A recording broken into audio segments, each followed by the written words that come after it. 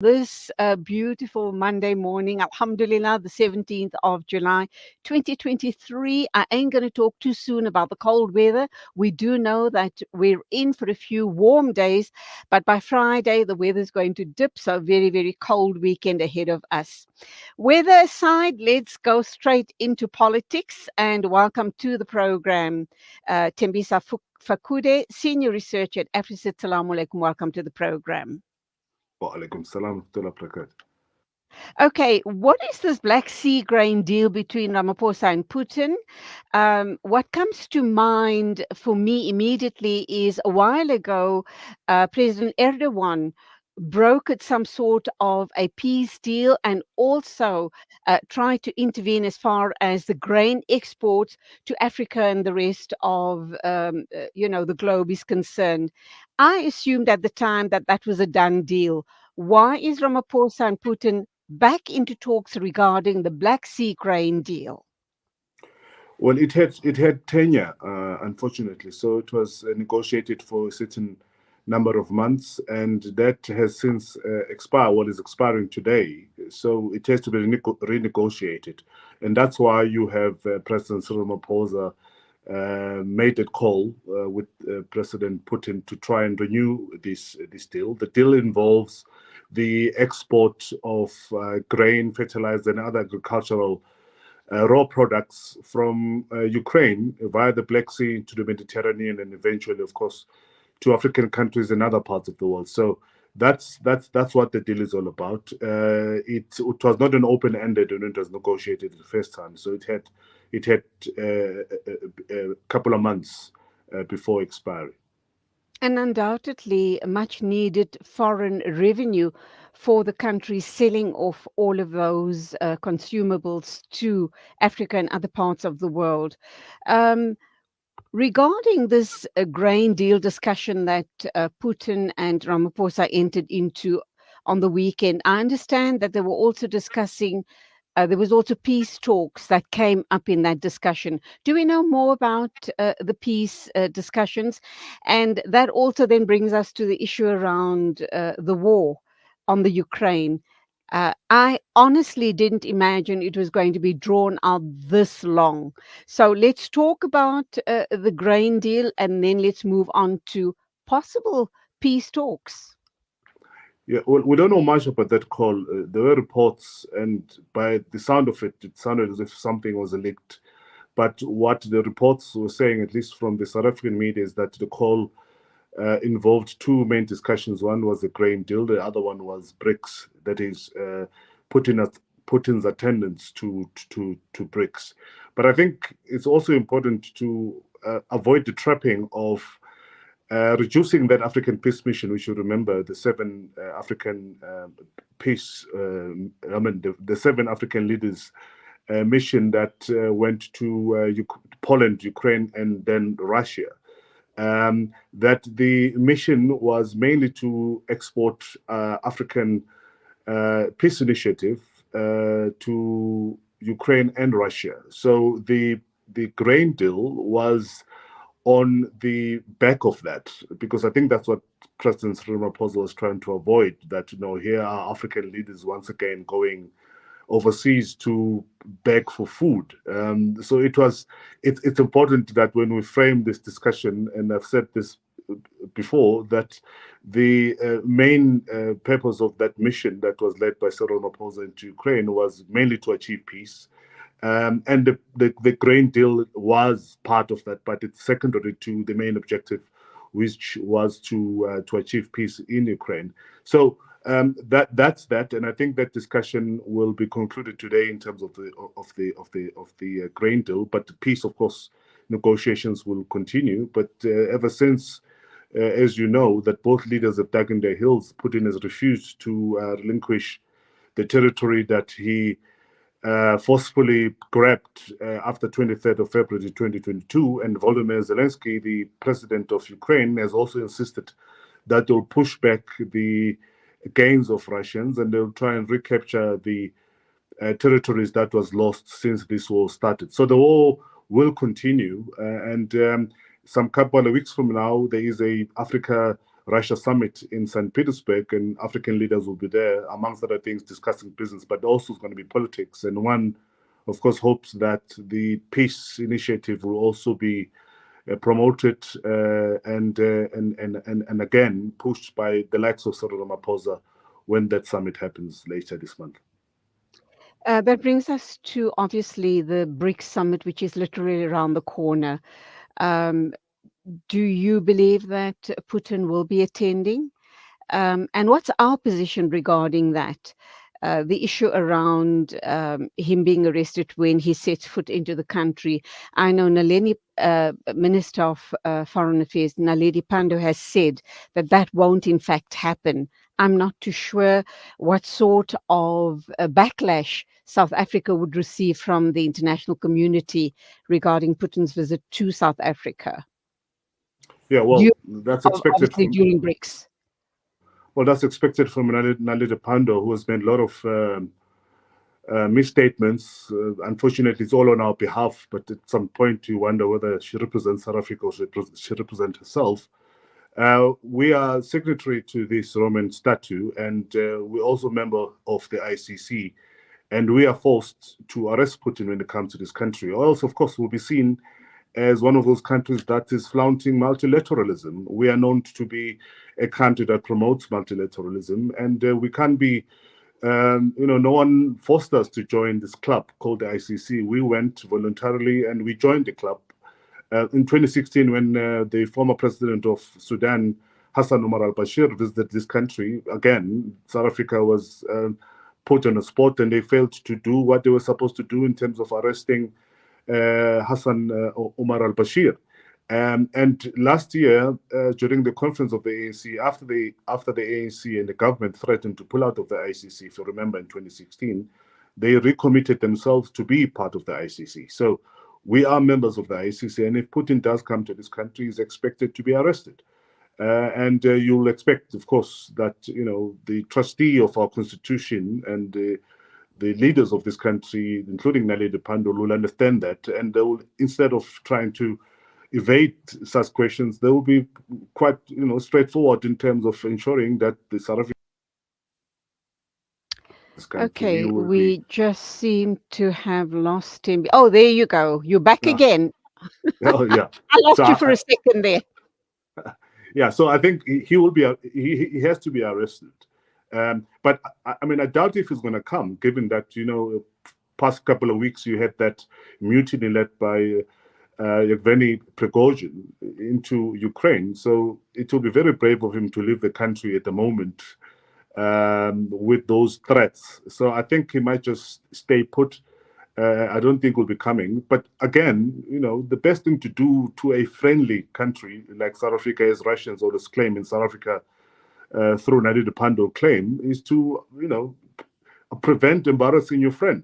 Because obviously South Africa will be embarrassed if they don't arrest Putin, but at the same time, it will be compromised internationally if they don't go ahead and arrest Putin. What happens in the case where he obviously decides not to come because of the threat back home regarding the Wagner Group, having turned their back onto Russia?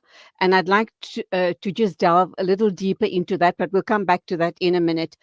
But regarding the visit of perhaps a representative of Putin coming to the BRICS summit, where do we stand on that issue?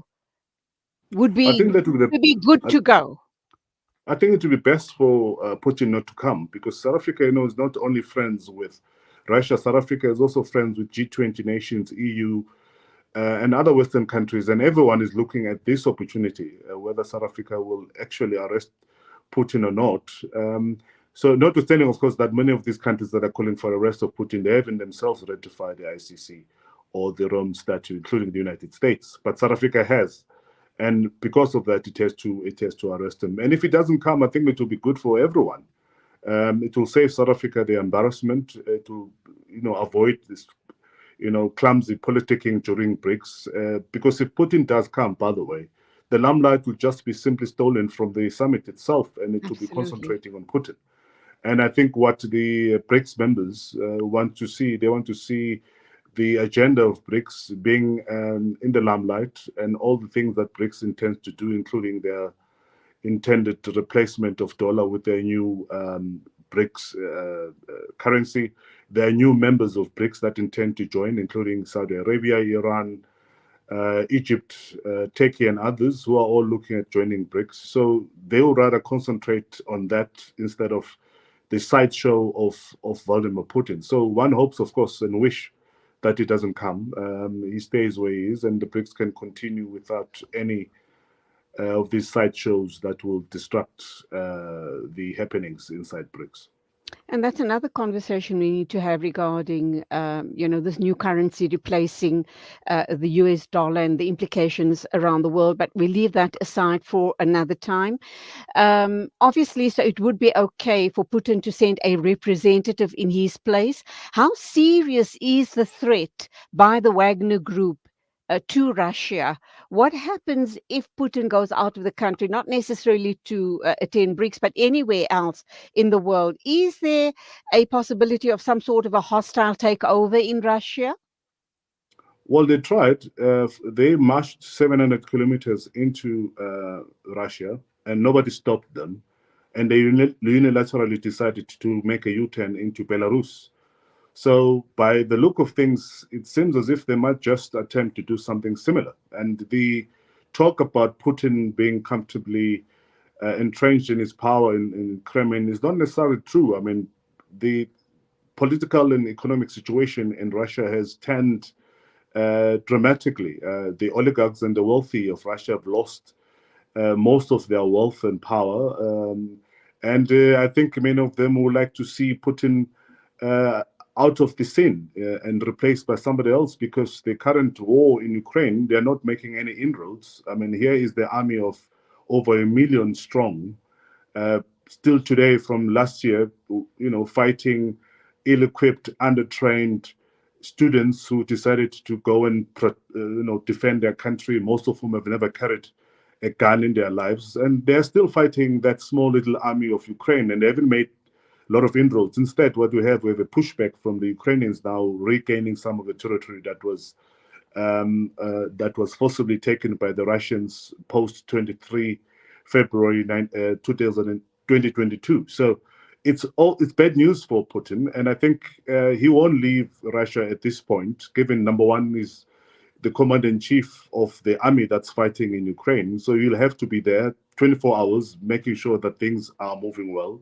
His trusted army, the soldiers of fortune and mercenaries in the form of the Wagner Group, are no longer in Ukraine, not fighting in Ukraine. So the leader is currently in Belarus. So he is very vulnerable at the moment, and it will be, at least for where I sit, irresponsible for someone who's involved in combat to be leaving a country and attending a summit for only 2 days. So I think we're not going to have Putin coming to South Africa. But even if it does come, it's going to be very, very risky for him and his political power in the Kremlin. Okay, my final question to you then is, where does this this drama, this war, this insurrection started with the issue around the Ukraine becoming a member of NATO? Uh, and we've seen the result of that, this ongoing war between the two countries. Certain cities of, obviously, the Ukraine totally decimated. We've also heard about war crime accusations against Putin. Apparently, lots of children from the Ukraine were abducted by the Russian army, and there's a whole host of other charges against him. So, having said all of that, do you think that once this ends, when it eventually does end, this war, that Ukraine will become a member of NATO? Or are they still considering the outcomes of something like this happening to perhaps one of the other countries, the Eastern Bloc, well, the countries neighboring Russia?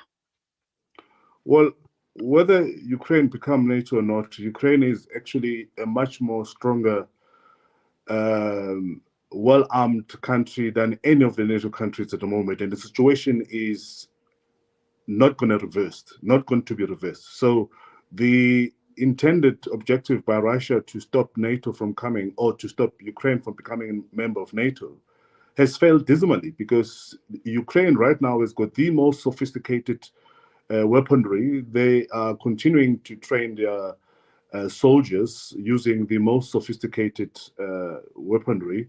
So the mission has failed. But importantly, you've got Finland and Sweden bothering Russia, that are now becoming a member of NATO. Are we going to see Russia going to attend Finland and NATO? Because that was the reason why we're told, at least, they went into Ukraine. So it's bad news for Putin. So he tried to stop one country, but two other countries have emerged since, and have one of them has now joined. We're waiting for Sweden rectification by Turkey to also join. Then that will happen at least end of September. So Putin's mission and his statement and reason why he went into Ukraine has failed dismally. Instead, what we're going to have, we're going to have a much more armed, prepared Ukraine that will be ready at any given time to fight Russia, and Ukraine is certainly going to become member of NATO if they decide to do so. But even if they don't, I think they are much more stronger and more powerful than any of the NATO countries at the moment, of course, outside the United States and others, at least in the region. So it was a failed mission. But at the same time, I think it's also very important to mention this, that Russia has been very destructive, not only in Ukraine, but if you really think about it, from the days of Afghanistan.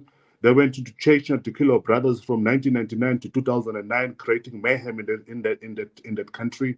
Later on, they went on their scorched earth mission into Syria. Till today, Syrians are displaced. Thousands were killed because of the Russians led by Vladimir Putin. So you have this sometimes, this sense, particularly within the Muslim community, of choosing Russia because of what's happening in Palestine, the double standards, and we all understand. But let us also not forget that the butcher of the Chechens, our brothers in Chechnya, was Russia. The butcher of our brothers and sisters in Syria was again Russia, creating mayhem. Now we've got the Wagner Group that is creating mayhem in most African countries, including Mali, Central African Republic, in Darfur as we speak. The Rapid Support Forces that are led by Mohammed Hamdan Dagalo are working with the Wagner Group, and they're killing our people. Last week, we discovered 87 bodies in a mass grave in Darfur. So there's this destruction of Russia, and it's not all innocent. And as it's portrayed, the fact that we have South Africans who are insisting that Putin must come and attend the summit, we actually have the duty to go and protest, not only because of what's happening in Ukraine, but because of what is continuing to do in Syria, for example, where thousands of people are displaced. So it's going to be interesting what's going to be happening. But to answer your question after that long-winded statement, Now, very Ukraine, interesting, I might add, very interesting and insightful. Thank you indeed for that. Carry on. Ukraine will be part of NATO if they decide to do so. If they don't want to be part of NATO, they'll be much more powerful than any of the NATO affiliated or NATO members in the region, because of the investment that has been made by the United States, the investment that has been made by the Europeans, supplying the most sophisticated and the latest technology in terms of weaponry into Ukraine. And that's where we leave it. I do know you have another interview lined up. Always a pleasure talking with you. We will have more discussions going forward regarding the war in that part of the world, very especially interestingly about the issue of BRICS getting together to discuss a new currency. I just wonder how that's going to upend certain countries around the globe. But like I said, we leave it for another discussion. Thank you indeed. Go well, and salaam alaikum to you. Thanks for having me. Wa alaikum salam wa rahmatullah. It is exactly 8:22 a.m. Standing by to talk with us next is Atia Dokrat. She's an investment consultant. She's with the Al Baraka Bank in South Africa, obviously. Just to give you a rundown of what else is coming up on the show today, we'll be talking with Bilal Jiva. He's the Community Liaison Officer of Gift of the Givers Foundation, regarding at least 500 checks that were destroyed in a fire in KZN, and that's the Kennedy Road fire. Solly Suleiman from the Minara Chamber of Commerce, he's the president there, is going to talk to us about the nominations of the Business Awards, the upcoming Business Awards 2023. Also on the show, India bans prayer at an 800-year-old mosque. We'll try and get you that story with someone on the ground in India. And then Councillor Stuart Murray of Ward 54 is going to talk about how the water shutdown impacted on certain communities in Johannesburg. So do stand by for all of those interviews, and please also become a part of the conversation. You're tuned to News and Views right now on Salam Media.